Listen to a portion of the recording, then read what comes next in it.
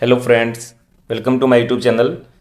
इस वीडियो में हम क्लास 7th का चैप्टर 8 कंपेयरिंग क्वांटिटीज़ का इंट्रोडक्शन देखेंगे।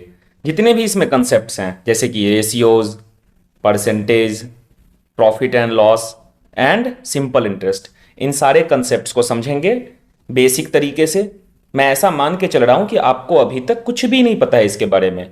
इस तरीके से बताऊंगा और साथ में इनके फॉर्मूलाज को लिखेंगे, ठीक है। और नेक्स्ट वीडियो से इसके एक्सरसाइजेज को शुरू करेंगे। तो अगर अभी तक आपने इस चैनल को सब्सक्राइब नहीं किया है तो प्लीज सब्सक्राइब कर लीजिए और अपने ज्यादा से ज्यादा दोस्तों तक, जिनका आप चाहते हैं कि अच्छा नंबर आए, आपका भी अच्छा नंबर आए और आपके दोस्तों के भी अच्छे नंबर आए, तो उन सब के साथ इस वीडियो को शेयर कीजिए। और फ्रेंड्स, इस चैनल पे मैं आपको कंप्लीट क्लास 7th का मैथ्स करवाता हूं, तो प्लीज अगर अभी तक आपने इस चैनल को सब्सक्राइब नहीं किया है तो सब्सक्राइब कर लीजिए। देखिए, सबसे पहले इसमें समझते हैं कि रेशियो क्या होता है। रेशियो का सबसे पहले आप समझिए, जैसे कि एग्जाम्पल लेके देखते हैं। रेशियो को ऐसे लिखते हैं, पहले इस बात को समझिए, 2:3। मान लीजिए यह क्या है, 2:3। इसको पढ़ते कैसे हैं, 2:2, मतलब 2:3, 2:3, इसको रेशियो बोलते हैं। सबसे पहला चीज, रेशियो का कोई यूनिट नहीं होता है। जैसे कि टाइम का यूनिट होता है आवर। मान लीजिए मैं आपसे पूछता हूं कि आप कितने घंटे डेली पढ़ते हैं, तो आप कहते हैं 2 घंटे, 3 घंटे, 4 घंटे, जितना भी आप बोलते हैं तो वह आप आवर में बोलते हैं। लेकिन रेशियो अगर पूछूं कि आपने आज आपका दिन में कितने, मतलब जैसे कि मैथ और साइंस, जैसे मान लीजिए कि आप मैथ पढ़ते हैं दिन में मान लीजिए कि 2 घंटे और साइंस पढ़ते हैं मान लीजिए कि 3 आवर्स, ज़्यादा देर आप साइंस रखते हैं अभी कि आप 3 आवर्स साइंस पढ़ते हैं।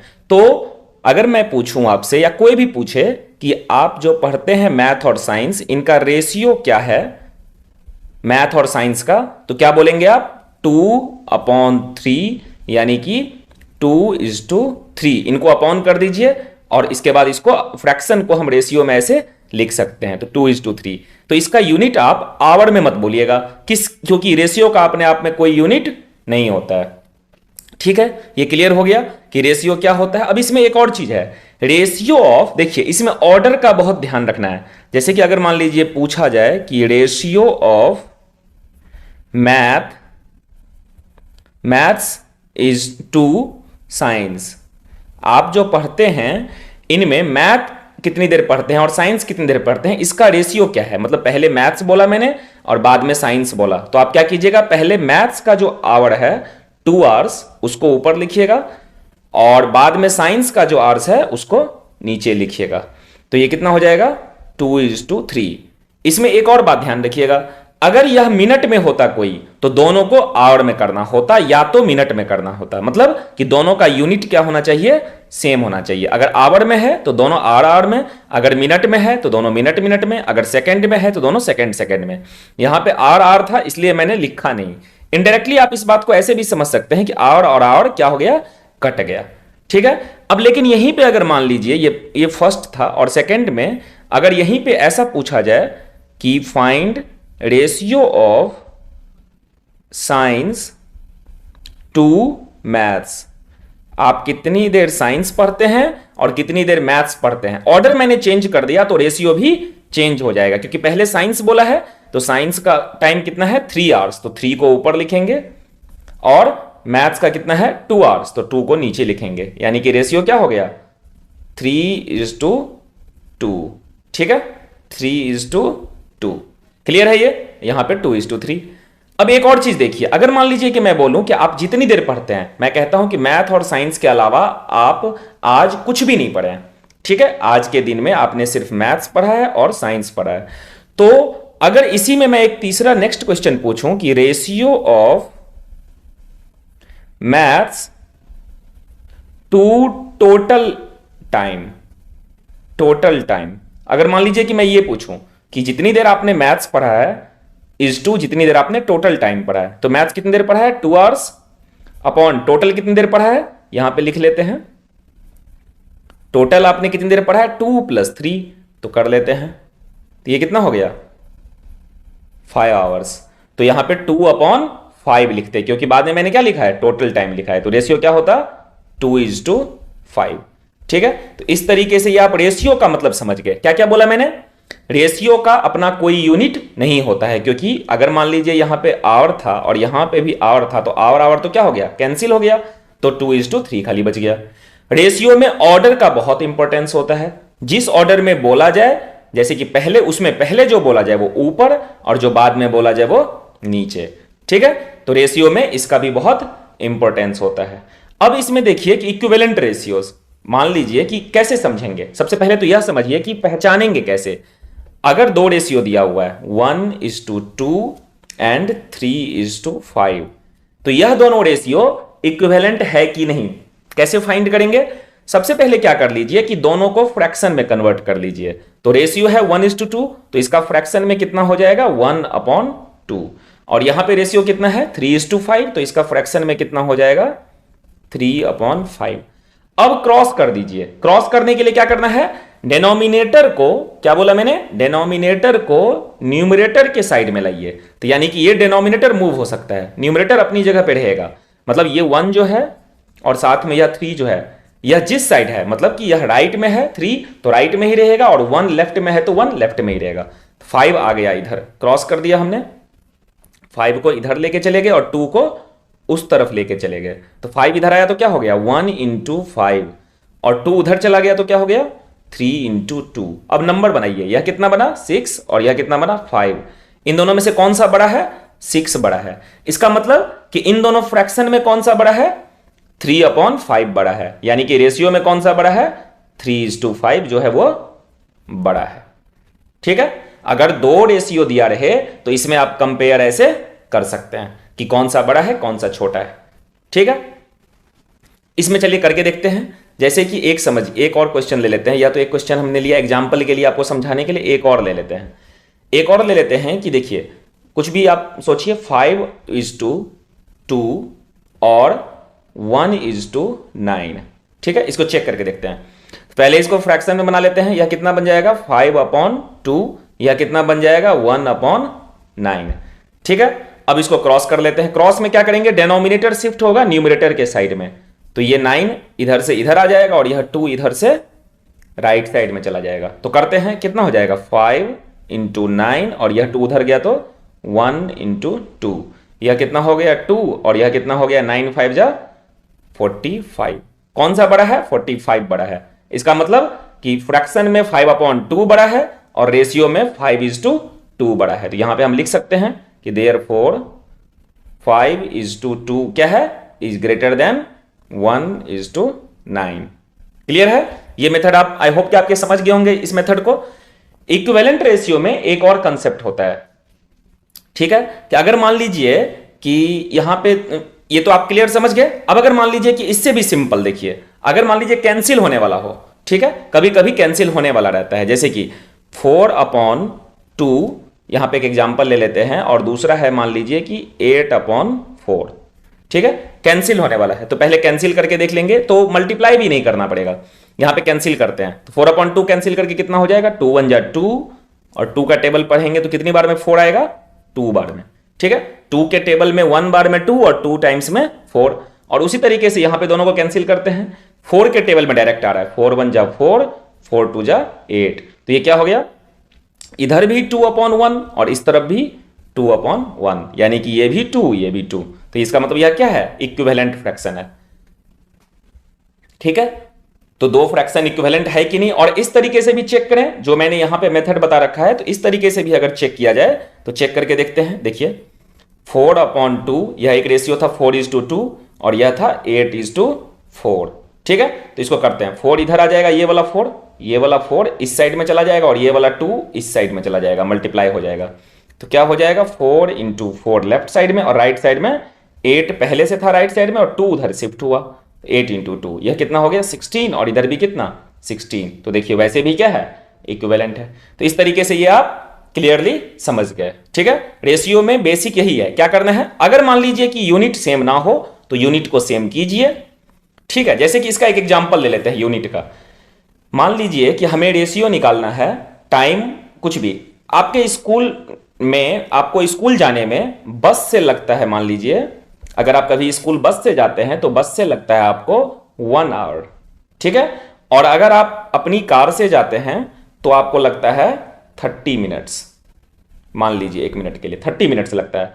तो अगर कोई बोले कि भाई बताओ कि ratio of going school from bus to going school from car, ठीक है, तो बस टू कार इसका रेशियो निकालना है। तो सबसे पहले दोनों का यूनिट सेम होना चाहिए, चाहे वो टाइम हो चाहे जो भी चीज हो, ठीक है। तो पहले यूनिट सेम करेंगे। तो यहां पे मैं इसको क्या कर लेता हूं, किसी को भी चेंज कर सकते हैं, लेकिन यहां पे मैं इसको मिनट में कर लेता हूं।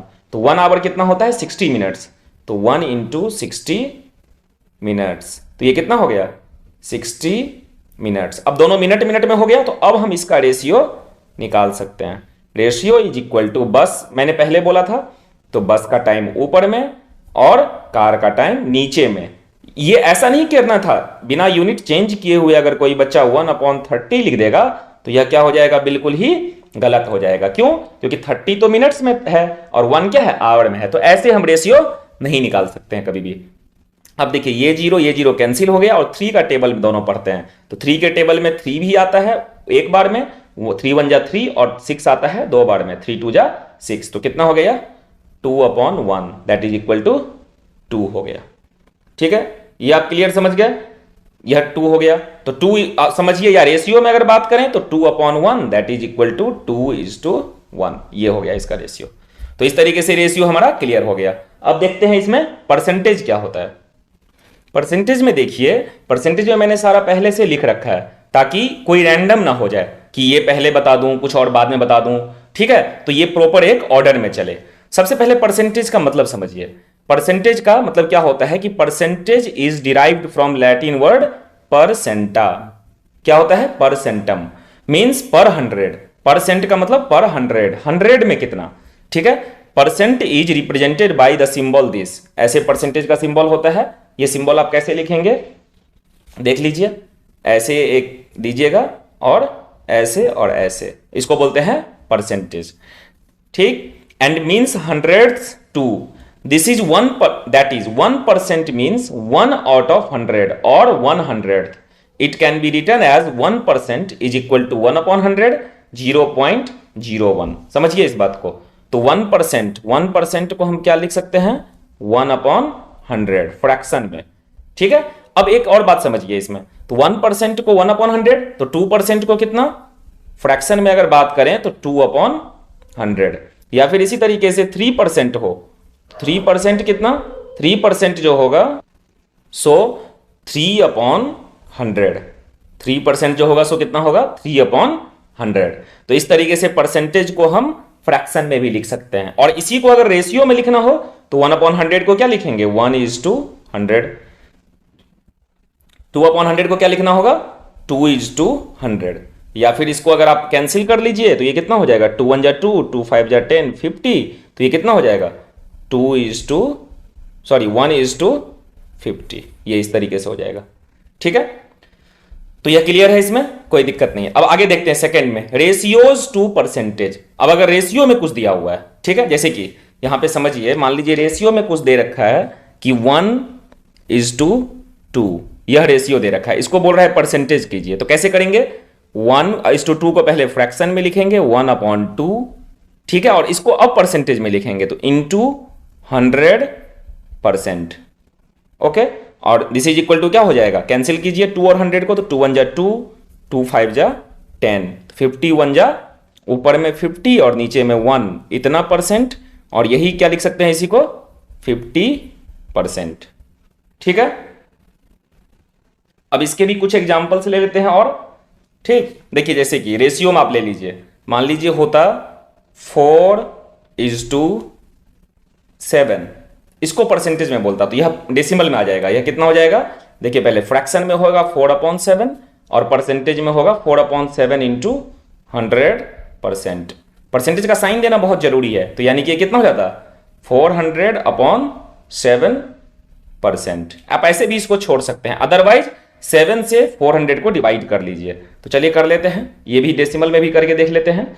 तो 7 से 400 को डिवाइड कर लेते हैं, तो कितना हो जाएगा 7 5 जा 35, ये कितना बच गया 5, और ये तो कैंसिल हो गया, ये 0 जो है ये नीचे कॉपी हो गया, ठीक है। 7 7 जा 49, 50 माइनस 49 1, पॉइंट लगा देंगे, 0 लगा देंगे, 7 1 जा 7, ये हो गया कितना 3, और 10 माइनस 7 3, और फिर पॉइंट है ही तो 0, फिर 7 4 जा 28, 2 पॉइंट है ही तो 0, फिर इस तरीके से यह बढ़ता जाएगा। तो मैं अभी के लिए राउंड ऑफ में इतना ही लिख लेता हूं, कितना हो जाएगा यह 57.14%। तो आप समझ गए कि अगर कोई रेशियो में दिया हुआ है कोई वैल्यू, उसको परसेंटेज में कन्वर्ट करना है तो उसको फ्रैक्शन में कर लीजिए, फिर इंटू 100% कीजिए। परसेंटेज का साइन देना जरूरी है, अगर परसेंटेज का साइन आप नहीं देंगे तो आपके मार्क्स कट जाएंगे और वह गलत भी है। ठीक है, तो ये कितना हो गया 400/7%। देखिए परसेंटेज का साइन लगा दिया तो हटा नहीं रहे, तो ये इतना परसेंट। ठीक है, अब इसमें थर्ड में देखते हैं क्या कह रहा है। ये तो आप समझ गए रेशियो टू परसेंटेज परसेंट्स और converting fractional number two percent. जैसे कि फ्रैक्शन में दिया हुआ है, अभी आप सारा समझ ही गए हैं। जैसे कि फ्रैक्शन में मान लीजिए दिया हुआ है 3/4, ये दिया हुआ है फ्रैक्शन में, इसको परसेंटेज में करना है तो कैसे करेंगे, दिस इज इक्वल टू लिखेंगे 3/4, फ्रैक्शन तो है ही, इंटू 100%। अगला स्टेप है ये इसका रेशियो का। रेशियो को भी परसेंट में करने के लिए पहले क्या करना होता है, पहले फ्रैक्शन में कन्वर्ट करते हैं और फिर इंटू 100% करते हैं। तो इसमें तो एक ज्यादा ही लिखा हुआ है, क्या लिखा हुआ है, फ्रैक्शन में दिया हुआ है, हमें इसको क्या करना है परसेंटेज में करना है, तो उसको इंटू 100% कर दिया हमने। अब इसको कैंसिल भी कर देंगे, 4 का टेबल पढ़ेंगे तो 4 1 जा 4, और 4 से इसको कैंसिल करते हैं, 4 2 जा 8, 4 से 100 को यहां पे कर लीजिए आप, मुझे पता है 25 होगा, 4 से 100 को कर लीजिए। देखिए 4 2 जा 8, 2 0 और 4 5 जा 20, तो ये कितना हो गया 25 हो गया। तो ये कितना हो गया, दिस इज इक्वल टू 25%। तो देखिए फ्रैक्शन को परसेंटेज में कर लिया हमने। मान लीजिए यहीं पे होता, मान लीजिए होता ये कि 3/3 नहीं लेते हैं, 3 आप बोलेगा कि सर आप बार बार 3 ले रहे हैं, तो 1/2 ले लेते हैं। चलिए तो 1/2 को क्या लिख सकते हैं, 1/2 इंटू 100%। कैंसिल कीजिए, 2 1 जा 2, 2 5 जा 10, 50, तो ये ऑटोमेटिक कितना हो गया 50%। ठीक है, अब यहां पे 4 नंबर में देखिए क्या कह रहा है, converting decimal to percentage. Decimal को परसेंटेज में कैसे करेंगे, तो डेसिमल कोई ले लेते हैं, जैसे कि 0.5 ले लेते हैं। ठीक है, 0.5 को क्या करना है परसेंटेज में करना है, तो क्या लिखेंगे सबसे पहले इसको भी पहले फ्रैक्शन में ही लिख लीजिए, सबसे बेटर तरीका वही है। इसको फ्रैक्शन में क्या लिख लेंगे, 5 डेसिमल के बाद एक डिजिट है तो 1 के ऊपर सिर्फ एक 0 होगा नीचे में। ठीक है, फ्रैक्शन में आ गया, और इंटू 100%, मतलब कुछ भी है, चाहे वो रेशियो है, चाहे वो फ्रैक्शन है, चाहे वो डेसिमल है, परसेंटेज में अगर करना है तो इंटू 100% करना ही है, इंटू 100% करना ही है, इंटू 100% करना ही है। अब करते हैं, एक 0 और एक 0 कट गया, तो ये कितना हो गया, नीचे में तो 1 आ गया तो अब नहीं होगा, 5 इंटू 10, तो कितना हो गया 50%। ठीक है, तो डेसिमल का भी आप समझ गए। मान लीजिए ऐसा होता 10.02, मान लीजिए ऐसा है डेसिमल में, तो कैसे होता, इसको लिखते पहले क्या 1002 अपॉन में कितना, डेसिमल के बदले क्या 1, डेसिमल के बाद कितने डिजिट 2 डिजिट, तो 2 0 नीचे में, और चूंकि इसको मुझे क्या करना है परसेंटेज में कन्वर्ट करना था तो इंटू 100% तो करना ही था। ठीक है, तो 2 0 इसका 2 0 इसका कैंसिल हो गया, तो ये कितना बन गया 1002 इंटू 1, 1002 इतना परसेंट, ये हो गया इस तरीके से सॉल्व। ठीक है, अब इसमें हम देखते हैं फिफ्थ नंबर में क्या कह रहा है, समझिए 5 6 7 8, ये 4 पॉइंट्स और इसमें बचे हुए हैं, तो इसको भी समझ लेते हैं। फिफ्थ में क्या करना है, कन्वर्टिंग परसेंटेज टू फ्रैक्शंस और डेसिमल्स। मान लीजिए दिया हुआ है 40%, परसेंटेज में ही दिया हुआ है, पहले से किस में दिया हुआ है परसेंटेज में, और इसको किस में करना है फ्रैक्शन में कीजिए या डेसिमल में कीजिए। तो देखिए परसेंटेज हटाने के लिए, इस साइन को हटाने के लिए, नंबर कोई भी हो, जो है 40 तो 40, जो भी है, मैं इसको और थोड़ा एग्जांपल देके आपको समझाता हूं। तो परसेंटेज हटा दिया तो नीचे में क्या हो गया 100, परसेंटेज का साइन हटाने के लिए नीचे में कितना 100, कैंसिल करते हैं। अब 0 0, 2 2 जा 4, 2 5 जा 10, कितना हो गया कैंसिल करके 2/5। तो यह क्या हो गया, यह हो गया हमारा फ्रैक्शन में, और इसी को मान लीजिए डेसिमल में करना हो, यहीं पे आंसर हो गया। लेकिन अगर फ्रैक्शन में नहीं बोले डेसिमल में कीजिए, तो इसी को फर्दर आगे हम एक्सटेंड करके 2/5 को डेसिमल में लिख देंगे। तो देखिए कैसे लिखेंगे 2/5 को। 2/5 मीन्स 5 से 2 को डिवाइड कीजिए। तो पहली बार में ही नहीं जा रहा है तो डेसिमल लगाना होगा हमें। ठीक है, तो मैं लिख लेता हूं पहले 0 पॉइंट जैसे ही लगाया ये वाला पॉइंट कि यहां पे 0 आ गया, 5 4 जा 20, ये खत्म हो गया। तो कितना बच गया डेसिमल में 0.4। तो यहां पे लिख लेते हैं डेसिमल में कितना हो गया 0.4। क्लियर है। तो इसमें हमने क्या सीखा कि अगर हमें किसी परसेंटेज को फ्रैक्शन या डेसिमल में करना है तो परसेंटेज साइन को हटाने के लिए हमें अपॉन में 100 करना पड़ेगा। ठीक है, क्लियर है यहां पे। अब इसमें 3 छोटा छोटा लेकिन बहुत ही इंपॉर्टेंट कंसेप्ट है। ये देखिए क्या कह रहा है, percentage when total is not 100। मतलब जैसे कि आपको मान लीजिए आपको मिलता है 100 में से 90 मिलता है एग्जाम में, तो मैम कैसे लिखती है, क्लियर समझिएगा थोड़ा सा। इसमें कंसेप्ट जो मैं बताने वाला हूं, मैम नंबर जो देती है वो कैसे देती है। मान लीजिए 100 का एग्जाम ही नहीं था 1 मिनट के लिए, मान लीजिए 100 का एग्जाम ही नहीं था, 80 मार्क्स का एग्जाम हो और आपको मिल जाए इसमें से, ठीक है, 75 कितना मिल जाए, तो मैम कैसे लिखती है 75 आउट ऑफ 80, ऐसे करके ऐसे कर देती हैं। तो इसका मतलब क्या कि टोटल कितना था इसमें 80 था, लेकिन हमें निकालना है कि परसेंटेज कितना बना मेरा टोटल परसेंटेज कितना बना।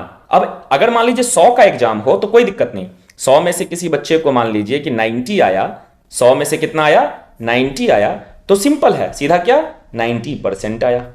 लेकिन जब टोटल ही 100 नहीं है, यानी कि 100 का खेला ही नहीं है, 100 में हो ही नहीं रहा है बात, कितने का एग्जाम हो रहा है 80 का, तो परसेंटेज कैसे करेंगे, बहुत आसान है, जितना मिला है अपॉन जितने का हुआ है टोटल, इतना तो ठीक है। अब इसको सीधा इंटू 100% कर दीजिए, अपने आप मिल जाएगा कि अगर 100 का एग्जाम हुआ होता तो हमें कितना मिलता, यानी कि परसेंटेज में मुझे कितना मिला है 80 के एग्जाम में।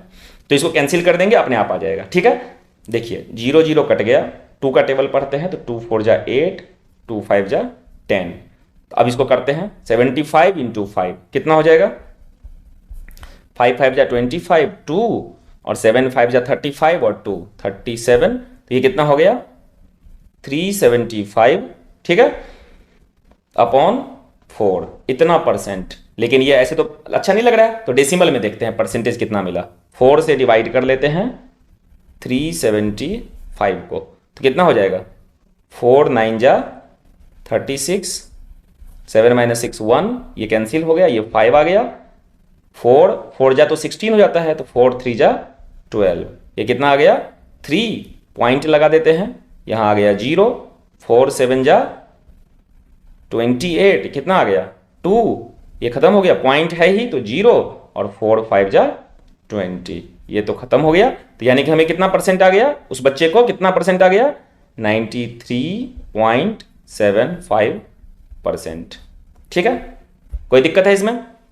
मान लीजिए कि एग्जाम 80 का भी नहीं था, एक यूटी था 20 मार्क्स का, 20 में से मान लीजिए कि आपको 17 आ गया, कितना आ गया 17, तो 17 कितने में से आया 20 में से, ठीक है, टोटल तो 100 था नहीं, तो इंटू 100% लगा दीजिए, जितना भी था कोई दिक्कत नहीं, जितना मिला मुझे अपॉन में जितना टोटल का एग्जाम हुआ और इंटू 100%, तो अपने आप परसेंटेज में हमारा निकल जाएगा। करते हैं इसको भी, 0 0 कैंसिल हो गया, 2 1 जा 2, 2 5 जा 10 और 17 5 जा हम जानते हैं कितना होता है 85, तो 85% मार्क्स हमें मिला है अगर 20 में से 17 मिला है। तो ये कंसेप्ट भी आप समझ गए, क्या समझ गए कि percentage when total is not 100, तो जो भी टोटल दिया हुआ है वो लिख लीजिए, जितना हमें मिला, जितना हमें मार्क्स मिला, मार्क्स या जो भी चीज अपॉन टोटल जितना मिला इंटू 100%। ठीक है, इस कंसेप्ट पे हम आराम से निकाल देंगे। अब इसमें एक कंसेप्ट है 6th नंबर में, converting percentage to how many.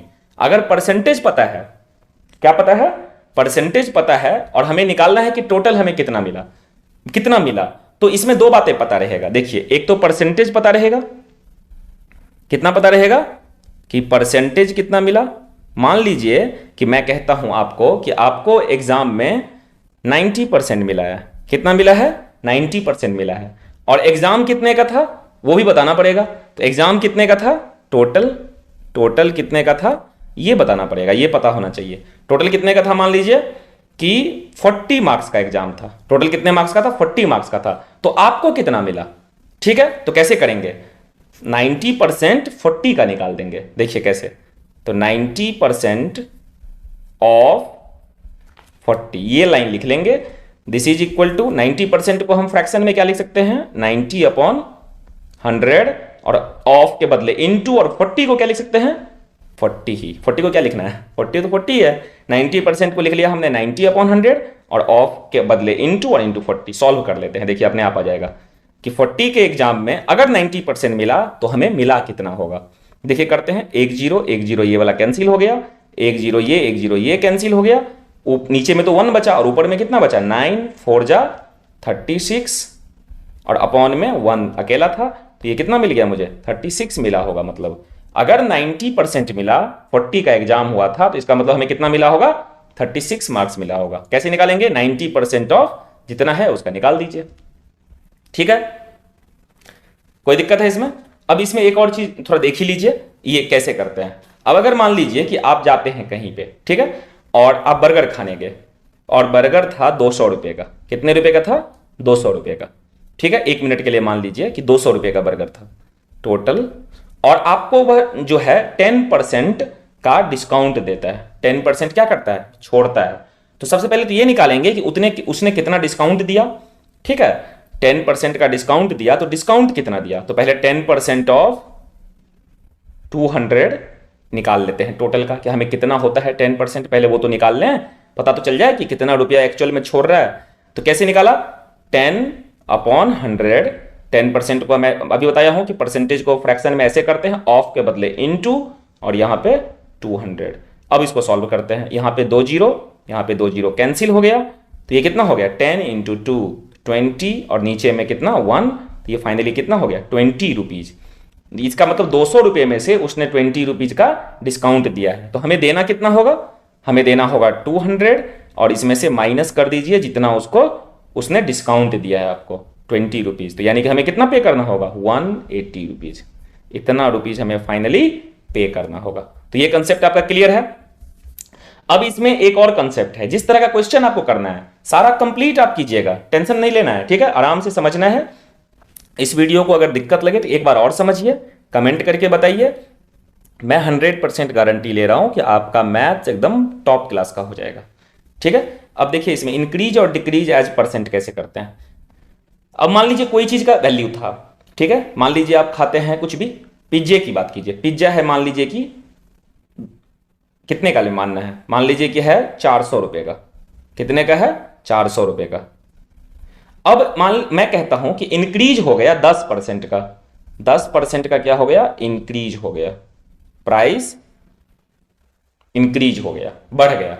10% दाम बढ़ गया, महंगाई बढ़ी तो 10% बढ़ गया। तो अभी कितना हो गया नया प्राइस, तो पहले तो कितना बढ़ा वो निकाल लेते हैं। पहले तो 400 था, ये तो सबको पता है। अभी बढ़ा कितना, तो पहले 10% 400 का निकाल लेते हैं। तो इंक्रीज कितना, देखिए इंक्रीज जो होगा, तो ये चीज जो निकाल रहे हैं, ये निकालने के बाद इंक्रीज में इसमें जोड़ देंगे, और डिक्रीज कितना हुआ वो अगर डिक्रीज वाला केस होगा कि कम हो गया, किसी चीज का दाम कम हो गया, तो डिक्रीज निकाल के इसमें से माइनस कर देंगे। तो पहले इंक्रीज वाला ले लेते हैं, देखते हैं 10% इंक्रीज हुआ, तो पहले निकालते हैं 10% ऑफ कितने का, 400 का। 400 का ही तो 10%, तो सॉल्व कर लेते हैं। कितना हो गया, 10/100 इंटू 400। ठीक है, सॉल्व करते हैं, 2 0 2 0 कट गया, और 10 4 जा 40। कितने रुपए का डिस्काउंट मिलेगा हमें, 40 रुपीज का। तो पहले से था 400 रुपए, डिस्काउंट मिल गया 40 रुपीज का, तो हमें टोटल कितना पे करना है, 360 रुपीज। क्लियर है, हमें टोटल कितना पे करना पड़ेगा, 360 रुपीज। तो इस तरीके से यह निकल गया। तो इंक्रीज समझ गया आप। डिक्रीज का भी एक केस ले लेते हैं अलग से।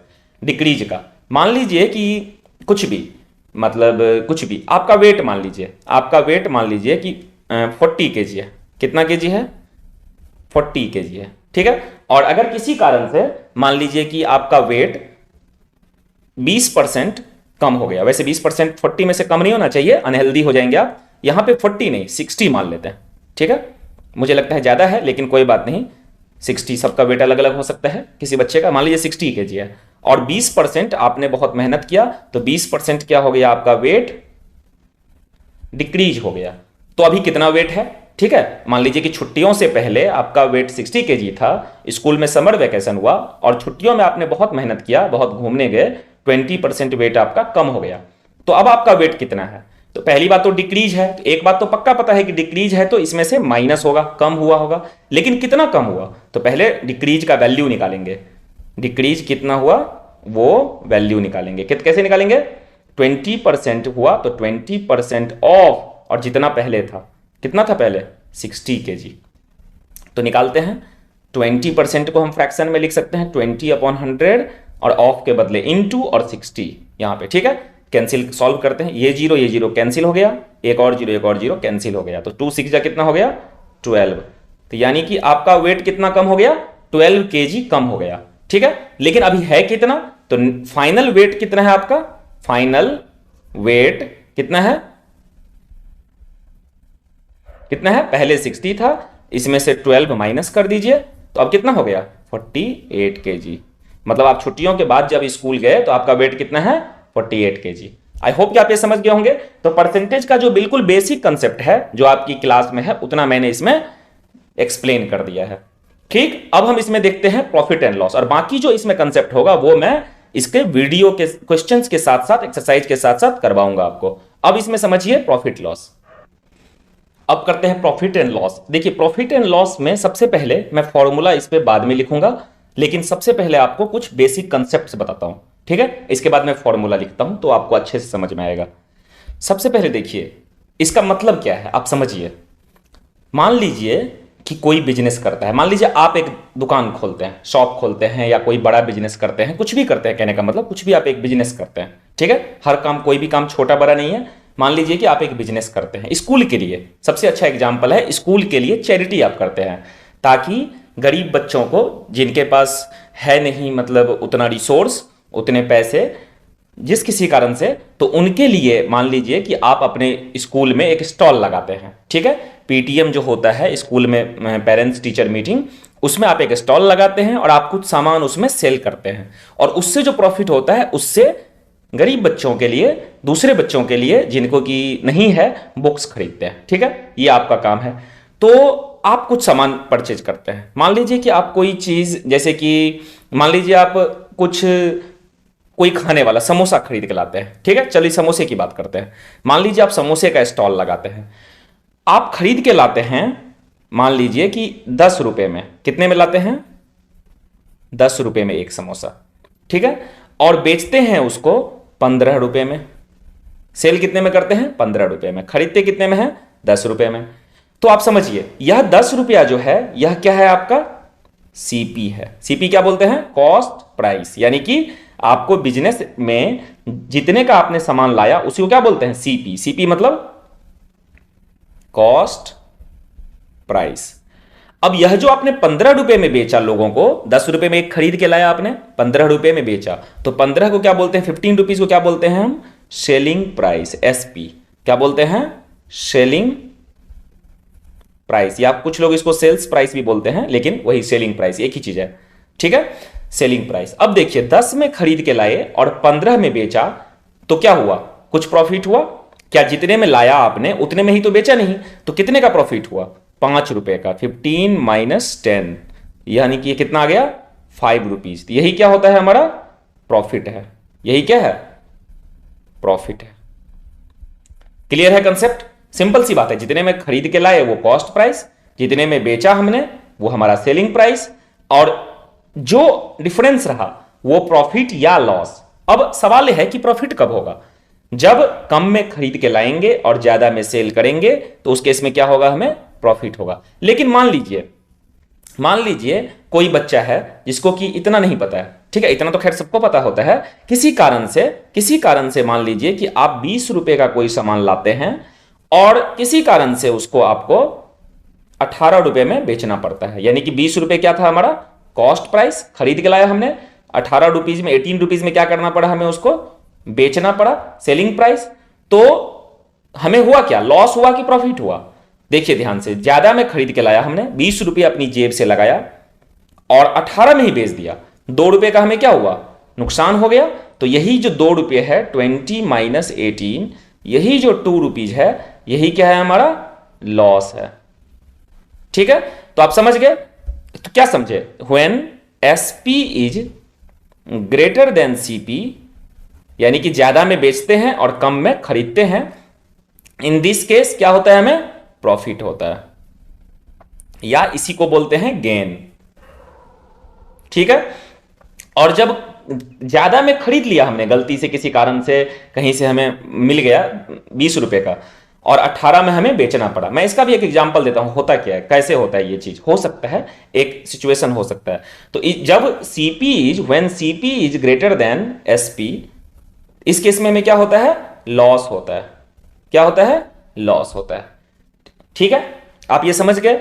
अब देखिए, जैसे कि मान लीजिए कि 20 रुपीज में आपने सोचा कि 20 में परचेज कर लेते हैं और इसको आराम से बेचेंगे 18 रुपीज के हिसाब से, लेकिन हुआ क्या, सडनली मार्केट में वैल्यू कम हो गया, दाम कम हो गया, तो आपका तो क्या होगा, अब कोई 20 से ज्यादा लेगा आपसे, नहीं लेगा, दाम कम हो चुका है, तो आपको इसको कम में बेचना पड़ेगा, तभी आपका ये माल बिकेगा। नहीं तो क्या होगा, वो सारा का सारा रखा रह जाएगा, कोई खरीदेगा ही नहीं। क्यों खरीदेगा, आपका 20 रुपए लग गया, इसलिए कोई 20 तो देगा नहीं, दे नहीं देगा, मार्केट में जो रेट चलेगा वही रेट मिलेगा आपको।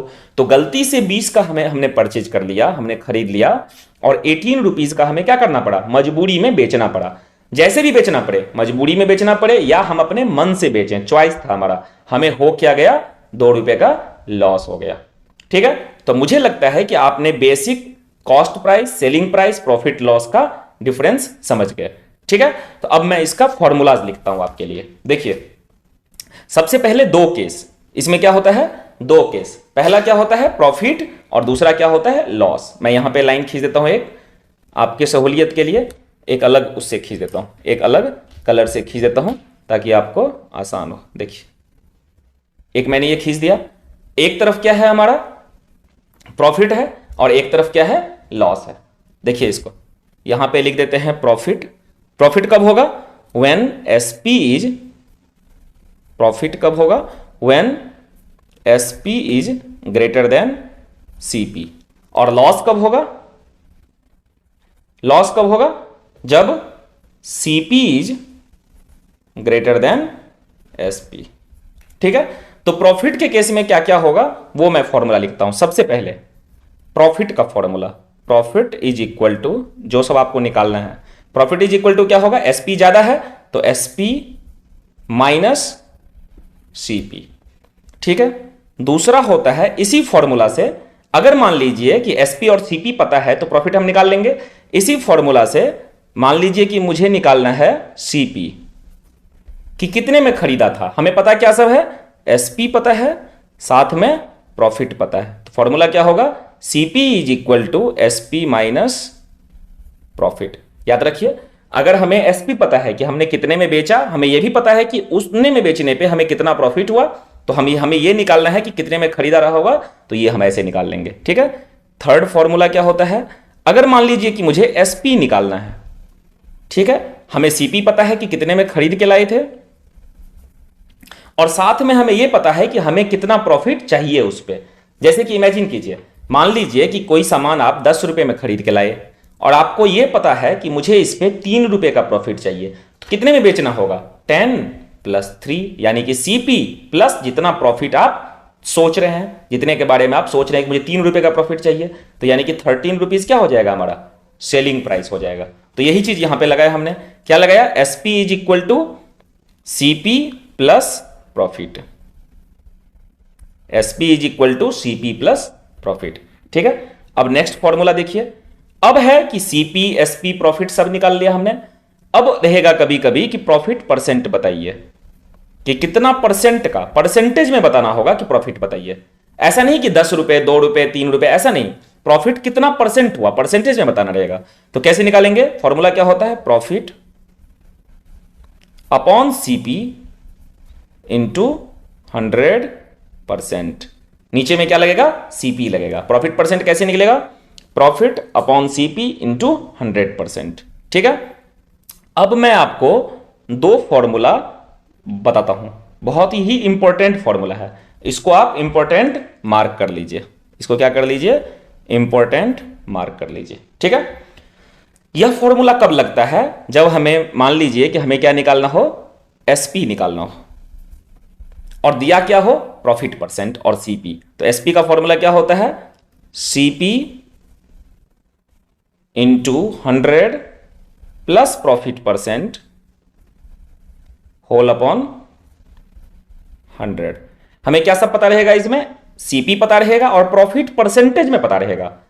अगर सीपी के साथ प्रॉफिट एक्चुअल पता हो रुपए में, रुपीज में, 10 रुपए, 2 रुपए, 4 रुपए, 5 रुपए, तब तो हम बहुत आसानी से निकाल लेंगे, सीपी और प्लस प्रॉफिट कर देंगे। लेकिन अगर यही प्रॉफिट परसेंटेज में पता हो कि 5% का प्रॉफिट है, 2% का प्रॉफिट है, 3% का प्रॉफिट है, 4% का प्रॉफिट है, 20% का प्रॉफिट है, तो एसपी निकालने के लिए कौन सा फॉर्मूला लगाएंगे, ये वाला formula, SP is equal to CP into bracket में 100 प्लस प्रॉफिट परसेंट, और यहां पे वैल्यू क्या पुट करेंगे, जैसे 5% है तो सिर्फ 5 पुट करेंगे, 5, 10% है तो सिर्फ 10 पुट करेंगे। मैं इसका एक एग्जांपल देके भी दिखाता हूं, अपॉन 100। और अगर मान लीजिए कि सीपी निकालना हो और पता क्या हो, प्रॉफिट परसेंट, तो कैसे निकालेंगे, SP into 100 upon 100 plus profit percent.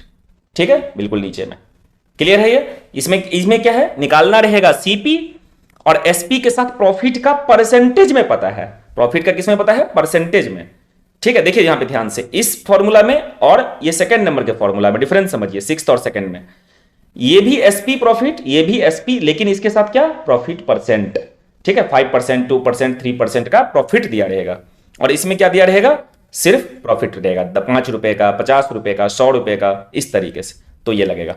तो इसी के साथ सेम इधर भी होता है, कैसे होता है, पहला फॉर्मूला क्या, लॉस का, लॉस इज इक्वल टू क्या, सीपी बड़ा तो सीपी माइनस एसपी, लॉस में क्या सा बड़ा होता है, सीपी ज्यादा होता है तो सीपी माइनस एसपी। दूसरा फॉर्मूला सीपी का, सीपी इज इक्वल टू क्या, एसपी प्लस लॉस। इसमें देखिए एसपी माइनस प्रॉफिट, इसमें क्या होता है, एसपी प्लस लॉस। थर्ड में क्या होता है, SP is equal to CP cost price minus loss. और फोर्थ में क्या होता है, लॉस परसेंट। तो लॉस परसेंट कैसे निकालेंगे, loss percent is equal to loss, जितने रुपीज का लॉस हुआ है एक्चुअल में, अपॉन सीपी इंटू 100%।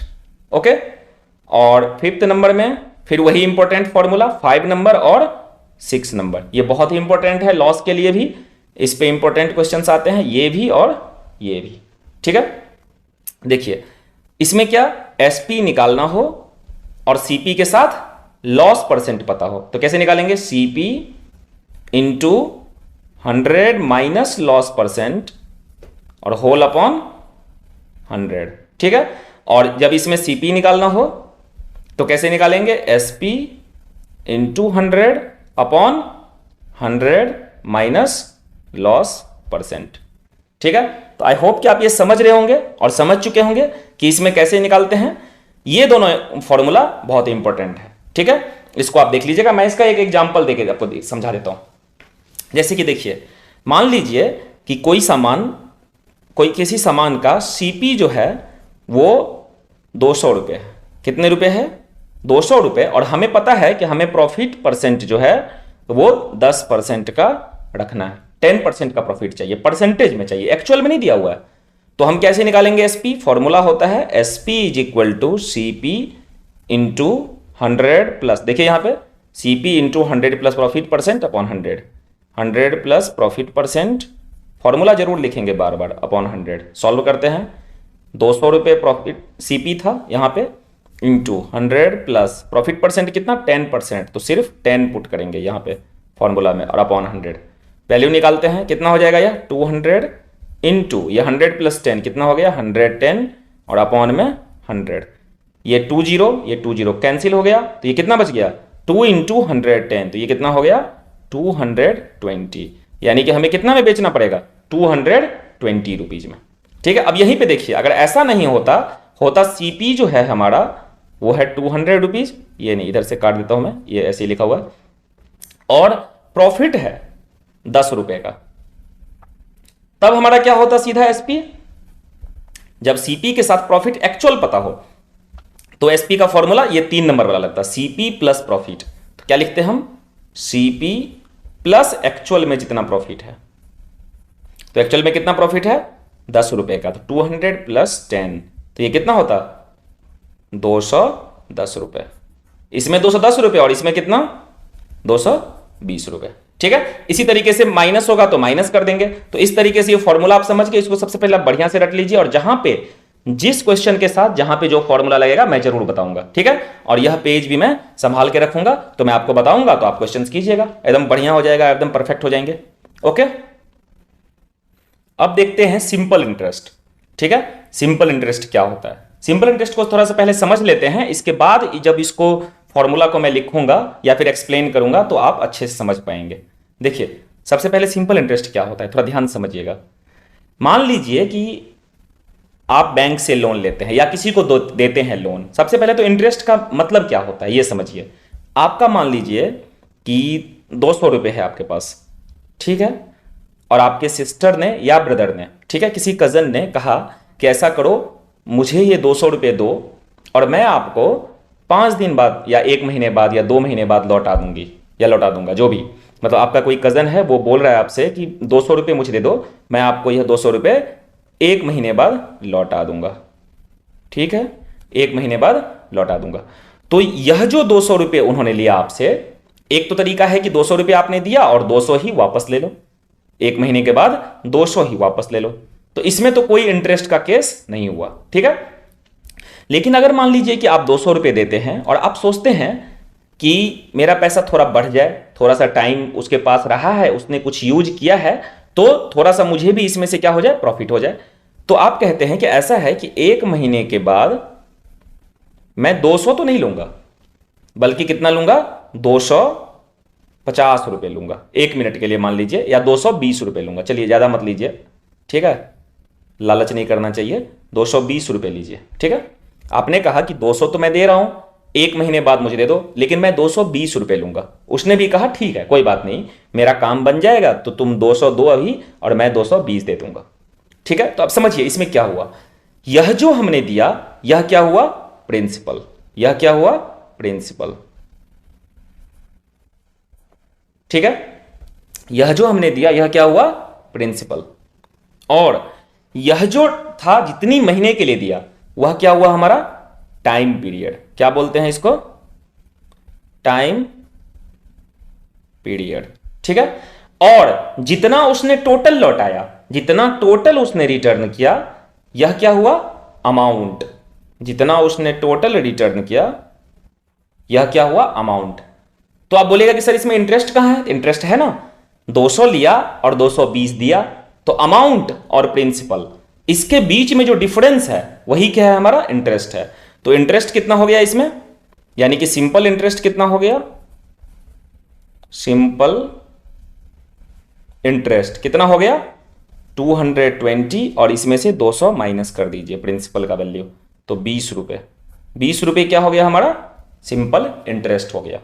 ठीक है, अब इसमें इंटरेस्ट जो है एक तो एक्चुअल हुआ और एक परसेंटेज इंटरेस्ट होता है। क्या होता है, परसेंटेज इंटरेस्ट, तो वो उसको बोलते हैं रेट ऑफ इंटरेस्ट। क्या बोलते हैं उसको, rate of interest per annum, या तो मंथली महीने का है तो rate of interest per annum.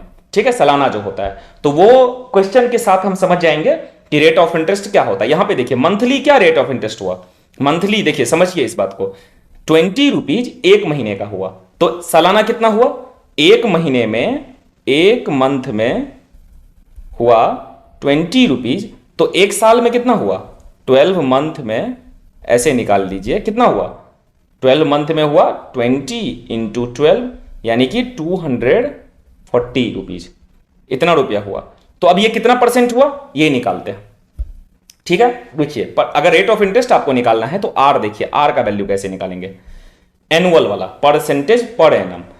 पहले तो परसेंटेज पर मंथ, तो ये कितना हुआ, 1 महीने में कितना मिला, 20 रुपीज, 20 अपॉन 200 इंटू 100, मैंने सिखा रखा है आपको परसेंटेज में कन्वर्ट करने के लिए, इंटू 100%, और ये क्या हुआ, पर मंथ हुआ। लेकिन इसका कोई मतलब नहीं बनता, ये हमें सीखते ही नहीं है मैक्सिमम क्वेश्चन में। तो 2 0 2 0 कट गया, 2 1 जा 2, 2 10 जा, तो 1 महीने का कितना हो गया, 10% पर मंथ। लेकिन हमें निकालना क्या है, पर एनम। तो मैं इसको ऐसे भी कर सकता हूं 10 इंटू 12, यानी कि 120% पर एनम। ए से एनम, पी से पर एनम मतलब सालाना, एनम मतलब साल, साल का। तो सालाना कितना परसेंट हुआ, 120%। यह रेट ऑफ इंटरेस्ट हुआ इस एग्जाम्पल में जो मैंने दिया है। अब इसी में मान लीजिए कि ऐसा नहीं होता, बल्कि या इस मेथड से निकालते हैं 240 के मेथड से, कि एक महीने का 20 रुपये इंटरेस्ट हुआ तो पूरे साल का कितना हुआ 20 इंटू 12, क्योंकि एक साल में 12 महीने होता है तो 240। तो अब इसको परसेंटेज में कन्वर्ट करते हैं, देखिए तो एनुअल कितना हुआ 240 रुपीज। कितने रुपए पे, हमने कितना दिया था उसको 200 रुपीज दिया था यहां पे, तो 240 अपॉन 200, और लेकिन इसको परसेंटेज में कन्वर्ट करना है तो इंटू 100% पर एनम। सॉल्व करते हैं, 20 कट गया और 2 1 जा 2 और 2 से इसको कैंसिल करते हैं 140 को, तो ये कितना होगा 120। तो ये कितना हो गया 120% पर एनम। ठीक है, और यही हमने इसमें भी निकाला था इस तरीके से भी। तो ये आप क्लियर हो गया अब आपका कि प्रिंसिपल क्या होता है, टाइम पीरियड क्या होता है, अमाउंट क्या होता है, और हमारा इंटरेस्ट क्या होता है, रेट ऑफ इंटरेस्ट क्या होता है। अब मैं इसी को यहां पे फॉर्मूला सारा लिख देता हूं कि फॉर्मूला से इसको कैसे सॉल्व करेंगे।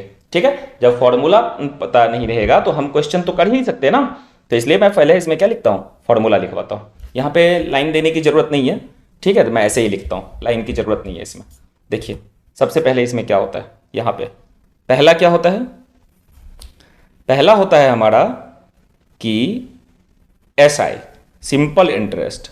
सिंपल इंटरेस्ट का फॉर्मूला क्या होता है, P into R into T whole upon 100। ठीक है, PRT अपॉन 100, इसी को बोलते हैं PRT अपॉन 100। दूसरा नंबर देखिए, SI के बाद क्या, मान लीजिए कि प्रिंसिपल निकालना हो, यह कब लगाएंगे, जब इंटरेस्ट निकालना हो, सिंपल इंटरेस्ट, और हमें पता क्या हो, प्रिंसिपल, रेट ऑफ इंटरेस्ट और टाइम, और 100 तो वैल्यू पता ही होता है। प्रिंसिपल अगर निकालना हो तो प्रिंसिपल का फॉर्मूला क्या होगा, SI इंटू 100, और ये फॉर्मूला कैसे बनता है ये भी देखिए, ये 100 इधर आया तो डिवीजन से इंटू होगा, SI इंटू 100, और ये R और T नीचे चला जाएगा तो डिवीजन हो जाएगा, तो ये हो गया R इंटू टी। ठीक है, अब थर्ड नंबर में देखते हैं, SI हो गया, प्रिंसिपल हो गया। अब अगर मान लीजिए कि रेट ऑफ इंटरेस्ट निकालना हो तो हमें SI पता होना चाहिए, simple interest into 100 upon principal into time period. ठीक है, चौथे नंबर में देखते हैं क्या निकालना रहेगा। चौथे में निकालना हो मान लीजिए हमें टाइम पीरियड, तो T इज इक्वल टू क्या होगा, SI into 100 upon P into R, ये रहेगा।